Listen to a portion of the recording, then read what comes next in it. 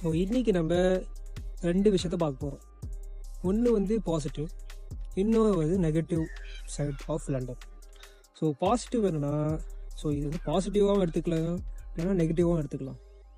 Mostly students வந்து எந்த intake வரது வந்து பெஸ்ட்டுன்னு சொல்லுவாங்கன்னா, ஜான்வரி டு மார்ச் இதுதான் பெஸ்ட்டு இன்டேக்.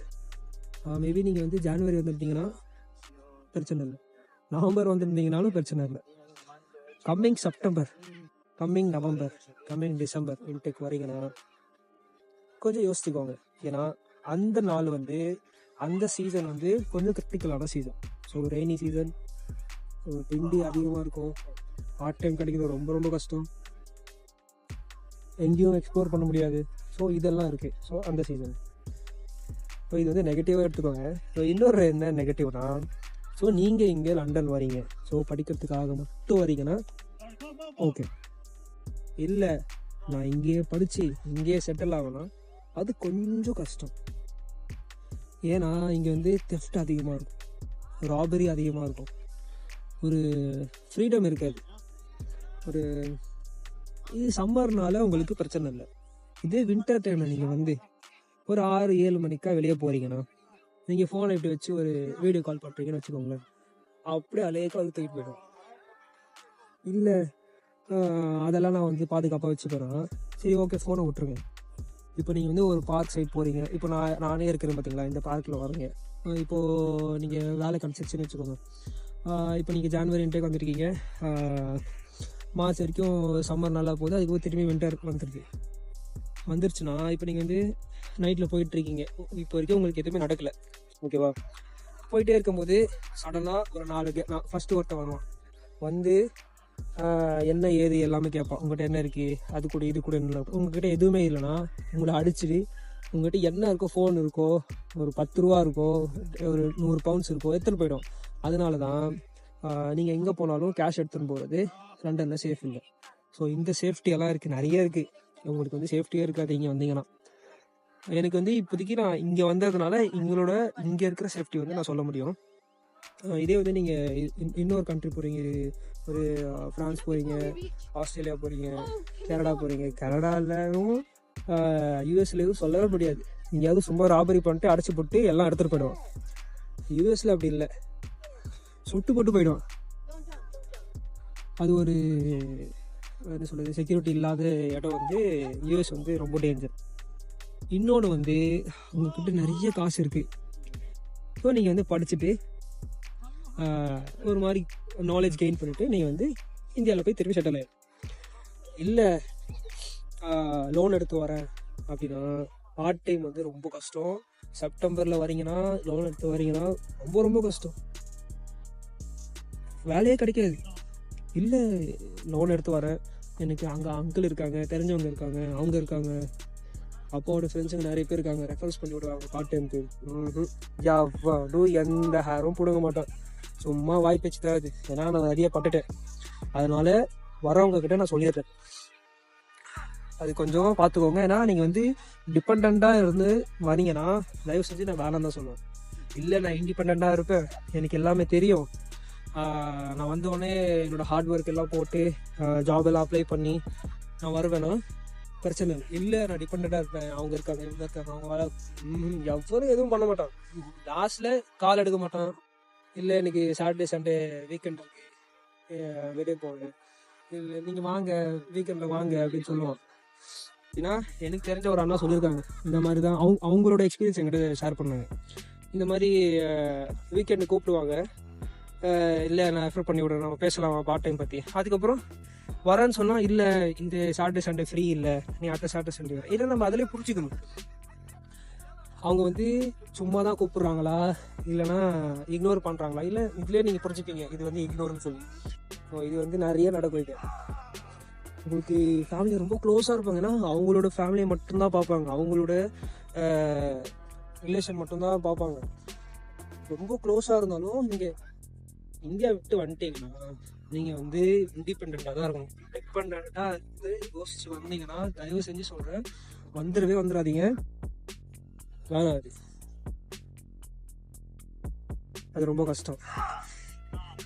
ஸோ இன்னொன்று வந்து நீங்கள் வரத்துக்கு முன்னாடியே சில விஷயம் இருக்குது, அது நீங்கள் வந்து வரத்துக்கு முன்னாடியே செஞ்சிடணும். பேங்க் ஓப்பன் பண்ணிடணும். இப்போ இங்கே வந்து காமனாக இருக்கிற பேங்க் வந்து லாய்ட்ஸ் பேங்க்கு, அதுக்கப்புறம் HSBC பேங்க்கு, ரெவால்ட் இருக்கும். அது வந்த உடனே நீங்கள் வந்து பாஸ்போர்ட்டு ஸ்கேன் பண்ணி பண்ணுறது தான் இருக்கும். நீங்கள் ட்ரான்சாக்ஷன் பண்ணுறதுக்கு உங்களுக்கு கொஞ்சம் ஈஸியாக இருக்கிறது கூட ரெவால்ட்டுன்னு ஒன்று இருக்கும். ஆனால் அதில் வந்து நீங்கள் நிறைய கேஷ் போட்டுக்கக்கூடாது. ஆன்லைன்லேயே நீங்கள் வந்து பேங்க் ஓப்பன் பண்ணிக்கலாம். HSBC, அதுக்கப்புறம் மோல்ஸோ, வேறு வந்து லாய்ட்ஸ். என்கிட்ட 3 பேங்க் இருக்குது. ஒன்று லாய்ட்ஸ் இருக்குது, ஒன்று HSBC இருக்குது, ஒன்று மோல்ஸோ இருக்குது. ஏன்னா இதுதான் கொஞ்சம் ட்ரஸ்டபுளான பேங்க். ஸோ இது வந்து ஸ்டூடெண்ட்டுக்கான கிளாஸிக்காக பண்ணுறாங்க. ஸோ அதை வந்து எப்படியெல்லாம் ஓப்பன் பண்ணணும்னு சொல்லி அது ஒரு வீடியோ பண்ணுறோம். ஸோ இது ஒரு விஷயம். இன்னொன்று வந்து நீங்கள் வந்த உடனே எல்லோரும் கேட்க போகிற சொல்கிறது, எம்ப்ளாயர் உங்களை ஹையர் பண்ணுறாங்கன்னா பார்ட் டைமில், ஸோ கேட்க போகிற ஒரே ஒரு கேள்வி வந்து NI நம்பர் தாங்க, அதுக்கப்புறம் ஒர்க் பர்மிட்டோட என்ன சொல்கிறது ஷேர் கொடுத்தாங்க அப்படின்னு சொல்லுவாங்க. ஸோ இதுவும் வந்து நான் ஒரு வீடியோவாக போட்டிருக்கேன். ஸோ நீங்கள் வந்த உடனே NI நம்பர் எடுக்கணும், பேங்க் ஓப்பன் பண்ணணும், அதுக்கப்புறம் NI நம்பர்னா நேஷ்னல் இன்சூரன்ஸ் நம்பர், அதுக்கப்புறம் ஒர்க் பெர்மிட்டா அதோட ஷேர் கோட், அது எல்லாமே ஈஸி தான். ஸோ அதெல்லாம் எப்படி பண்ணணும்னு சொல்லி ஒரு வீடியோவாக பண்ணி போடுறேன். ஸோ இன்னொன்று வந்து ரெண்ட்டு. ஸோ இங்கே வந்து ரெண்ட்டு வந்து நீங்கள் பார்த்துருக்கணும். ஸோ சில இப்போ நீங்கள் இண்டிபெண்ட்டாக வரேன்னு சொல்கிறீங்களே, அந்த நேரத்தில் உங்களை வந்து நிறைய பேர் வந்து ஏமாத்துறதுக்கு சான்ஸ் இருக்குது. நீங்கள் வந்து இப்போ ரெண்ட் வந்து எனக்கு டெபாசிட் வந்து இவ்வளோ கொடு, எனக்கு கேஷாக கொடுத்துரு அப்படின்னு சொல்லுவான். ஏன் ஓனராகவும் இருக்க மாட்டான், நடுவில் டீலராக இருப்பான், வந்து சேர்த்து விட்டு போயிடும். நீ வந்து எனக்கு கேஷாக கொடு அப்படின்னு சொல்லுவான். தயவு செஞ்சு டெபாசிட்டை மட்டும் கேஷாக கொடுத்துடாதீங்க. ஏன்னா அடுத்த நாள் நீங்கள் எல்லா பொருளும் எடுத்துகிட்டு வீட்டு வாசலில் வந்து நிற்கும் போது, ஏன்னா நான் இந்த வீட்டுக்கு வந்து டெபாசிட் கொடுத்துட்டேன் அப்படின்னு சொல்லியும், இல்லை எப்போ கொடுத்தேன், என்ன ப்ரூஃப் இருக்குது அப்படின்னு சொல்லுவான். இந்த மாதிரி தான் ஏமாற்றுவாங்க, நிறைய ஸ்கேம் நடக்கும். ஸோ நீங்கள் போலீஸை கூட்டிகிட்டு வந்து ஆஃபீஸர் வந்து உங்கள்கிட்ட கேட்போம், ஒரே ஒரு விஷயம் தான் உங்கள்கிட்ட கேட்போம், ஏதாவது ப்ரூஃப் இருந்தால் காமிங்க, இவன் மேலே நான் ஆக்ஷன் எடுத்துப்பேன் அப்படின்னு கேட்போம். அப்போ நீங்கள் என்ன ப்ரூஃப் காட்டுவீங்க? இந்த மாதிரி நான் வந்து டெபாசிட் வந்து கேஷ் தான் கொடுத்தேன் அப்படின்னு சொல்லி காட்டுவீங்களா எப்படி? இந்த தப்பு மட்டும் செஞ்சிடாதீங்க. பேங்க் டு பேங்க் மட்டும் தான் நீங்கள் வந்து ட்ரான்சாக்ஷன் வச்சுக்கணும். ஏன்னா பேங்க் டு பேங்க் நீங்கள் பண்ணியிருந்தீங்கன்னா நீங்கள் ஆஃபீஸர்கிட்ட காமிச்சிக்கலாம், இந்த மாதிரி வந்து நான் பேங்க் டு பேங்க் பண்ணேன், இவன் வந்து என்னை சேர்த்துக்க மாட்டேன், எனக்கு ரீஃபண்டும் கொடுக்க மாட்டேறான் அப்படின்னு சொல்லுவேன். ஸோ இதெல்லாம் இருக்குது. ஸோ இன்னும் நிறைய இருக்குது சொல்கிறதுக்கு, பாசிட்டிவ் நெகட்டிவ். நிறைய ராபரி நடக்கும் நைட்டில், வந்து உங்களுக்கு சேஃப்டியாக இருக்காது. ஸோ அதெல்லாம் யோசிச்சுக்கோங்க. யோசிச்சு எனக்கு வந்து லண்டனை பற்றி ஓரளவுக்கு ஒரு 50% தெரிஞ்சது. அதை வந்து நான் உங்கள்கிட்ட ஷேர் பண்ணுவேன். ஒரு வருஷம் அதனால ஷேர் பண்ணுறேன். ஸோ யாரெல்லாம் லண்டன் வரணும்னு யோசிக்கிறீங்களோ கொஞ்சம் யோசிச்சுவாங்க. எனக்கு வந்து மற்ற கண்ட்ரி பற்றி தெரியாது, அதனால நம்ம இருக்கிற கண்ட்ரியில் யாராவது போவாங்க, ஏதாவது ஒரு ஃபாலோவர்ஸ் வந்து வரணும்னு யோசிப்பாங்க. ஸோ இந்த வீடியோ பற்றி அவங்க தெரிஞ்சுக்கிட்டோம் லண்டன் எப்படி பார்த்தேன்னு சொல்லுவாங்க. ஸோ நிறைய பேர் வந்து லண்டனோட பாசிட்டிவான இடத்த தான் வந்து காமிச்சிருப்பாங்க. ஸோ நான் வந்து பாசிட்டிவ்னு சொல்லிட்டேன். பாசிட்டிவ் வந்து நீங்கள் வந்து படிக்கிறீங்க மட்டும்னா உங்களுக்கு வந்து நான் ஓகேன்னு சஜஸ்ட் பண்ணுவேன். ஏன்னா நீங்கள் வந்து படிப்பு நல்லாயிருக்கும். படிச்சுட்டு இங்கே வேலை எடுக்கணும்னா அது கொஞ்சம் கஷ்டம். ஏன்னா நீங்கள் ரொம்ப எஃபர்ட் போடணும். எப்படின்னா, ஏன்னா பிரிட்டிஷ்காரன் எப்போவும் அவனோட ஆக்சென்ட்டில் இருக்கிற ஆளுங்களை தான் எடுப்பான். ப்ளஸ்ஸு இங்கே வந்து நீங்கள் எவ்வளோ என்ன டிகிரி படிச்சிருக்கீங்கலாம் பார்க்க மாட்டோம், உங்களோட ஸ்கில்ஸ் மட்டும்தான் பார்ப்போம். ஸோ நிறைய ஸ்கில்ஸ் இருக்குது, அப்போ தான் உங்களுக்கு வேலை ஈஸியாக கிடைக்கும். இல்லைன்னா யோசிச்சு விட பார்க்காதீங்க. இன்டர்னை பற்றி உங்களோட பேக்ரவுண்ட் வேறு இருந்து நீங்கள் இப்போ வேறு படிக்கிறீங்கன்னா அப்போ நீங்கள் நிறைய ஸ்கில்ஸ் கற்றுக்கணும். இல்லை என்னோடய பேக்ரவுண்டு எல்லாமே வந்து பர்ஃபெக்டான பேக்ரவுண்ட் தான், இப்போது வந்து என்ன சொல்லுது ஐடி பேக்ரவுண்ட்னா ஃபுல்லாக நீங்கள் வந்து கம்ப்யூட்டர் பேக்ரவுண்ட்லேருந்து ஐடி நீங்கள் போகிறீங்க அப்படின்னா ஓகே. ஆனால் அதுக்கு வந்து டிகிரி மட்டும் போதாது. உங்களோட டிகிரி நீங்கள் எங்கே படிச்சிங்க அதெல்லாம் கேட்க மாட்டான், உங்களோட ஸ்கில்ஸ் மட்டும் தான். ஏன்னா நீங்கள் வந்து இந்தியாவிலேருந்து வரீங்க, இங்கேருந்து நீங்கள் இந்தியா போனீங்கன்னா ஈஸியாக உங்களுக்கு ஜாப் கிடச்சிரும். அதே தான் சொல்கிறேன் பாருங்கள். படித்து ஒரு 2 இயர்ஸில் ஒரு 6 மந்த் நீங்கள் வேலை தேடுவீங்களா, அந்த ஸ்கில்ஸை வந்து நீங்கள் வந்து இப்போது யூனிவர்சிட்டி மட்டும் போகிறீங்கன்னா யூனிவர்சிட்டி மட்டும் போகக்கூடாது, சைட் பை சைடாக ஒரு கோர்ஸ் வந்து கற்றுக்கணும். ஸோ நீங்கள் என்ன ரிலேட்டடாக படிக்கிறீங்களோ அந்த ரிலேட்டடாக ஒரு கோர்ஸ் கற்றுக்கணும். அப்போ தான் உங்களோட ஸ்கில்ஸும் அதிகமாகும். இப்போ நீங்கள் வந்து வேலையில் சேர்கிறதுக்கும் அந்த ரெஸ்யூமில் நீங்கள் ஆட் பண்ணலாம். ஸோ ஈஸியாக உங்களுக்கு வேலை கிடைக்கிறதுக்கு சான்ஸ் இருக்குது.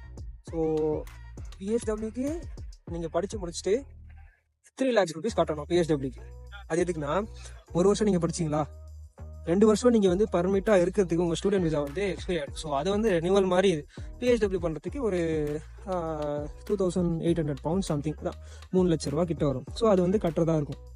அப்படி நீங்கள் வந்து கட்டி ஒரு 1.5 வருஷம் 2 வருஷம் உங்களுக்கு வேலை கிடச்சிச்சின்னு வச்சுக்கோங்க. எக்ஸ்பீரியன்ஸ் பண்ணிட்டு ஜாப் வந்து குவிட் பண்ணிட்டு நீங்கள் திரும்பி வந்து இந்தியா போயிடலாம். இல்லைனா வேறு ஏதாவது கண்ட்ரிக்கு வந்து ஜாப் அப்ளை பண்ணிட்டு அந்த கண்ட்ரிக்கு போகிற ஒரு பிளான் இருக்குதுன்னா அந்த மாதிரி கூட போகலாம். இங்கே இருக்கணும்னு நினச்சிங்கன்னா இருக்கலாம். ஏன்னா 1 ரூபிக்கு இந்தியாவுக்கு எவ்வளோ வருது, 110 112 வரைக்கும் போகும், 114 வரைக்கும் போகும். ஏன்னா அவ்வளோட காசோட வேல்யூ பவுண்ட்ஸ் அதிகம். ஸோ அதெல்லாம் யோசித்து நீங்கள் இங்கே இருக்கிறீங்கன்னா, இல்லை பரவாயில்ல எனக்கு செக்யூரிட்டி தானே, அதெல்லாம் நான் பார்த்துப்பேன், வேலைக்கு போயிட்டு வருவேன், 9 to 5 ஜாப் பண்ணுவேன், எனக்கு செக்யூரிட்டி அது நான் பார்த்துப்பேன், ஃபோனு அந்த மாதிரி என்ன பிரச்சனை ராபர் என்ன பிரச்சனை இருந்தால் அதெல்லாம் பிரச்சனை அப்படின்னு சொன்னால் அது உங்களோட விருப்பம். இல்லை எனக்கு வந்து சேஃபாகவும் இருக்கணும் நல்லாவும் இருக்கணும்னா நீங்கள் அதுக்கு வேறு கண்ட்ரி சூஸ் பண்ணிக்கலாம். ஆனால் எக்ஸ்பீரியன்ஸ்க்காக படித்து உங்களோட ஒர்க் எக்ஸ்பீரியன்ஸ் நீங்கள் வந்து டெவலப் பண்ணணுன்னா நீங்கள் யூகே வந்து டெவலப் பண்ணிக்கலாம். ஸோ இது ஒரு பாயிண்ட். இன்னொன்று வந்து இங்கே டிரான்ஸ்போர்ட்டேஷன் செலவு ரொம்ப அதிகமாக இருக்கும். இப்போ இங்கேருந்து அங்கே போகிறீங்கன்னா 6 பவுண்ட்ஸ், போயிட்டு வரதுக்கே உங்களுக்கு ஒரு 1000 ரூபா செலவு, ஒரு 10 பவுண்ட் ஆகிடும்.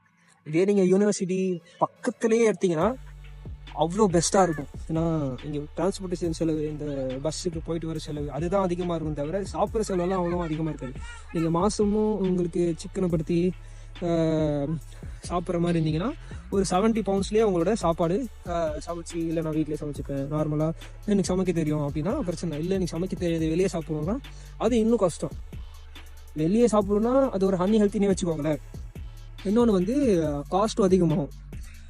நீங்கள் வந்து என்ன சொல்கிறது, ரெண்ட்டு வந்து ஒரு 300-350 குடிக்கிறீங்கன்னு வைங்களேன், ஒரு சாப்பிட்றதுக்கு ஒரு 70 ஆகுமா. டோட்டலாக நீங்கள் கால்குலேட் பண்ணால் டிரான்ஸ்போர்ட்டேஷன் எல்லாம் சேர்த்து உங்களுக்கு 600 to 650 வரைக்கும் உங்களுக்கு வந்து மாதம் செலவு போயிடும். 600 to 650 பவுண்ட்ஸ் போயிடும். நீங்கள் வந்து ரெண்ட்டு கம்மியாக கொடுக்குறீங்கன்னா, இல்லை நான் ரெண்ட் அதிகமாக கொடுக்குறேன் சாப்பாட்டுக்கும் நிறைய செலவு வருதுன்னா உங்களுக்கு 700 to 750 வரைக்கும் ஒரு 100 பவுண்ட்ஸ் அதிகம். இன்னொன்று சொல்ல மறந்துட்டேன், நீங்கள் வந்த உடனே டிரான்ஸ்போர்ட்டேஷனுக்கு ஆயிஸ்டர் கார்டு வரும்போது அது 7 பவுண்ட்ஸ் ஆகும். அது வந்து கொடுத்து நீங்கள் வாங்கிக்கணும். ஸோ மோஸ்ட்லி அது இருந்தால் தான் வந்து அலோவ் பண்ணுவாங்க. இல்லை நான் புதுசு நான் வந்து இப்போ தான் வந்தேன் எனக்கு தெரியலன்னா அவன் வந்து கத்துவான். அதெல்லாம் நான் அனுபவிச்சிருக்கேன், சொல்லியிருக்கேன். இந்த மாதிரி நான் இப்போ புதுசாக வந்திருக்கேன், ஆயிஸ்டர் வந்து எனக்கு பேலன்ஸ் எப்போ முடியும்னு சொல்லி எனக்கு தெரியாது. ஒரு நாள் முடிஞ்சிருச்சு பேலன்ஸ், நான் சொன்னேன் இந்த மாதிரி எனக்கு தெரியல அப்படின்னு. அவன் நல்லவனாக இருந்ததுனால ஃபஸ்ட்டு ஒருத்தர் வந்து கத்துனான். அதுக்கப்புறம் இன்னொரு பஸ் வருது, அதில் ஏறும்போது இப்போ தான் எனக்கு வந்திருக்கேன், அதனால் எனக்கு தெரியல பேலன்ஸு. வீட்டுக்கு ஏன்னா அவங்க பக்கத்தில் வந்து மோஸ்ட்லி ஆஃப் லைசன்ஸ்ன்னு சொல்லி ஒரு ஸ்டோர் இருக்கும், அதில் தான் வந்து ரீசார்ஜ் பண்ணுவாங்க. ஸோ அது எனக்கு தெரியாது ஸ்டார்டிங்கில். ஸோ ஃபஸ்ட்டு வந்த அந்த பஸ் டிரைவர் வந்து சொன்னால் இல்லை நீ வெளியே போ அப்படின்னு சொல்லிட்டான். என்னடா இது பக்கத்துலேயே வந்து ஆஃப் லைசன்ஸ் கடையும் இல்லை, ஏன்னா அது வந்து லண்டன் பிரிட்ஜு கிட்ட இருந்ததா, அங்கே பக்கத்தில் எதுவும் இருக்காது. அது ஒரு பிரச்சனை. இன்னொரு பெரிய பிரச்சனை வந்து பாத்ரூம் பிரச்சனை. எங்கே போனாலும் நீங்கள் வந்து இந்த பாத்ரூமை மட்டும் பார்க்கவே முடியாது இருக்கும். ஸோ இதெல்லாம் இருக்குது, இதெல்லாம் யோசிச்சு நீங்கள் வாங்க. ஸோ யாரெல்லாம் கம்மிங் இன்டேக் வரீங்களோ கொஞ்சம் யோசிச்சுக்கோங்க. சைனீஸ் கற்றுக்கணும்னு ஆசையாக இருந்ததுன்னா லேர்ன் சைனீஸ் வித் FKன்னு சொல்லி ஒரு இன்ஸ்டா ஐடி புதுசாக இருக்குது. ஸோ அதையும் நீங்கள் வந்து ஃபாலோ பண்ணிக்கோங்க. அதில் டெய்லி வந்து நான் ஒரு 5 to 3 வீடியோஸ் வந்து அப்லோட் பண்ணிடுவேன்.